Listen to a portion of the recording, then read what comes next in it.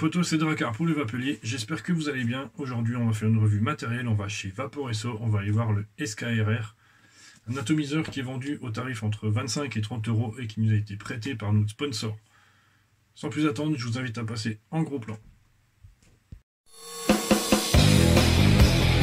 Alors nous voici sur la boîte. Donc ce qu'on peut voir directement, c'est un visuel du produit ici. Le nom, donc SKRR, Tank. Supercharge your cloud. En gros, ça veut dire supercharger vos nuages. Le logo Vaporesso. De ce côté-là, rien. À l'arrière, juste l'adresse du site internet ainsi que les réseaux sociaux. Les précautions d'utilisation pour les enfants. Le numéro de batch, le code barre. En haut, le logo Vaporesso.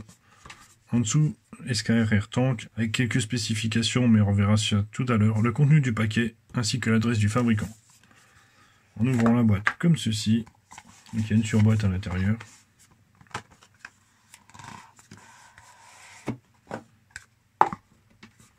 Donc quand vous le recevrez la première fois, il sera comme ceci. Donc avec un petit côté brillant partout. C'est joli, c'est joli. Et en ouvrant, en fait, on arrive directement sur notre atomiseur comme ceci.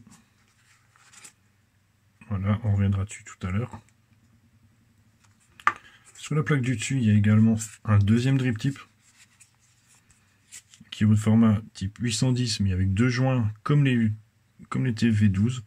Alors moi, quand je l'ai reçu, en fait, il n'y avait pas les joints dessus. Bon, heureusement qu'ils sont fournis en spare, mais on verra ça tout à l'heure. Dans le packaging, il y a également une deuxième résistance de remplacement. Donc là, ici, c'est la C-Cell. Donc la GT Core C-Cell. Il est compatible.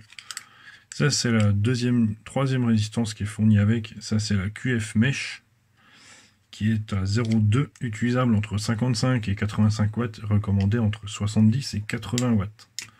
Préinstallé, il y a la QF Strip de 0,15, enfin utilisable entre 65 et 90 watts et recommandé entre 70 et 80 watts. On a un vape band ici en caoutchouc pour le Pyrex Bubble. On verra ça tout à l'heure. Un Pyrex droit. Grâce à ça, vous aurez une contenance de 5 ml, alors qu'avec le Bubble, vous aurez 8 ml. Une pochette de joints, donc avec les joints pour le Pyrex, le joint pour le remplissage en haut, et ça c'est un joint de supplémentaire pour les résistances. Et en soulevant ceci, on arrive là-dessus, avec une petite publicité.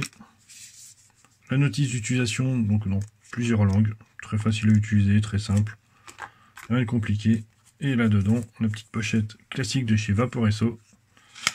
On va y retrouver simplement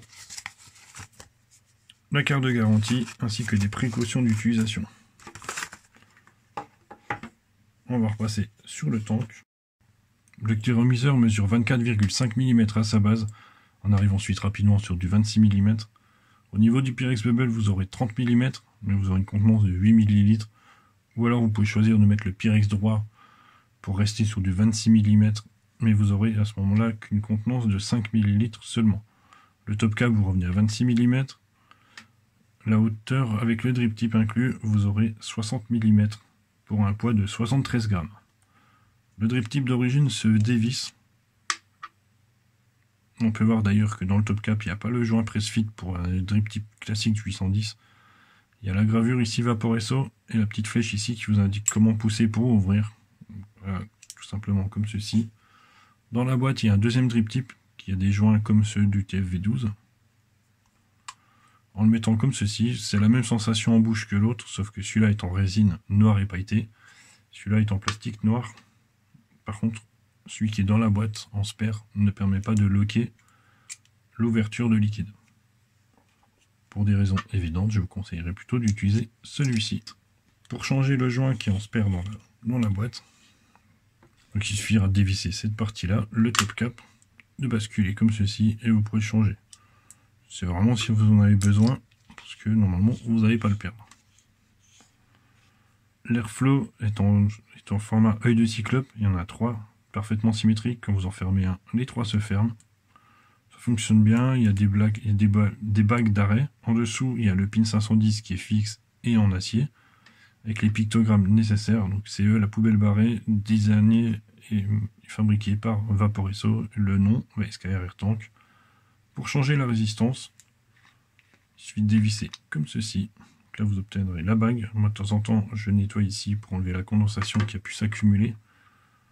Alors, c'est souvent, dans mon cas, j'ai essayé avec plusieurs résistances et donc à chaque fois, elle vient avec la cheminée. Bon, c'est pas trop un problème. Mais bon, c'est vrai que ça peut être embêtant. Donc je le rappelle, cette résistance, ça c'est la QF strip, donc à 0,15 ohms, qui va vous permettre de vaper entre 65 et 90 watts, mais recommandé entre 70 et 80 watts. La plus grande innovation dans cette résistance, c'est cette partie dorée qui est au centre, qui permet de mieux faire diffuser l'air à l'intérieur du passage ici. Voilà, c'est juste ça. Ça fonctionne bien dans l'ensemble, on a des saveurs qui sont vraiment pas mal. Donc je rappelle évidemment dans le pack il y a aussi la QF Mesh qui est à 0,2 ohm et qui permettra de vaper entre 55 et 85 watts, et il y a également la GT Core C-Cell à 0,5 ohm qui permettra de vaper entre 50 et 75 watts, recommandé entre 60 et 70. On va revenir sur moi et on va voir comment ça vape. Pour le tester, moi je l'ai simplement monté sur ma Coilart Lux 200. Je l'ai monté à 65 watts, donc c'est la recommandation minimum du constructeur. Bah, on va voir comment ça vape. Donc j'ai ouvert les airflow ouverts à fond.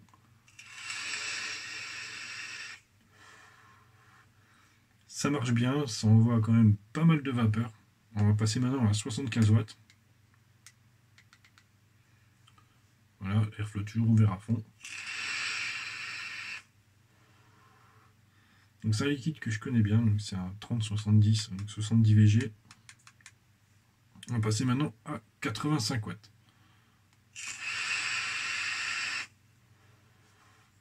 Là, ça commence à être vraiment chaud au niveau de la vape. C'est pas forcément très agréable pour les quilles fruitées. Pour un gourmand, ça passe quand même relativement beaucoup mieux. Pour un fruité, c'est un peu limite quand même. Et je vais passer à 90 watts, donc ça c'est le maximum recommandé par le constructeur. On va voir comment ça vape. Là, c'est clairement fait pour envoyer du nuage. La vape est très chaude, c'est vraiment pas agréable. Moi, en général, je le vape à 50 watts. Et airflow ouvert à moitié, comme ceci. Là, c'est comme ça que je préfère.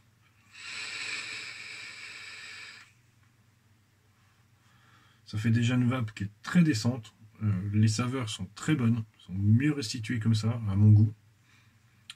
On va passer maintenant sur les plus et les moins. On va commencer par les plus. Les saveurs. Donc le QF strip actuellement. Donc QF pour quad flow, donc c'est la petite pièce qui est dorée au centre qui permet de diviser l'airflow en 4 pour mieux se répartir sur le long de la résistance. Ça fonctionne très bien. Strip, c'est-à-dire que c'est une petite plaque métallique perforée avec du coton autour. Voilà, alors que le mesh, c'est un petit grillage tissé, enfin ma façon de tisser. C'est pas la même conception, mais le résultat est quasiment identique. Moi j'ai essayé également avec la C-Cell. Donc la C-Cell, elle, c'est une résistance céramique avec un fil en inox qui passe dedans. Donc évidemment le contrôle de température fonctionnera dessus, sans problème. Et surtout l'airflow est vraiment restreint à la base. Le premier plus, c'est les saveurs. Le deuxième plus, c'est la compatibilité des résistances. Donc les C-Cell, il faut savoir que c'est déjà une gamme qui existe chez Vapor SO. Donc c'est toutes les GT Core qui sont également compatibles avec le TV8 Baby et Big Baby.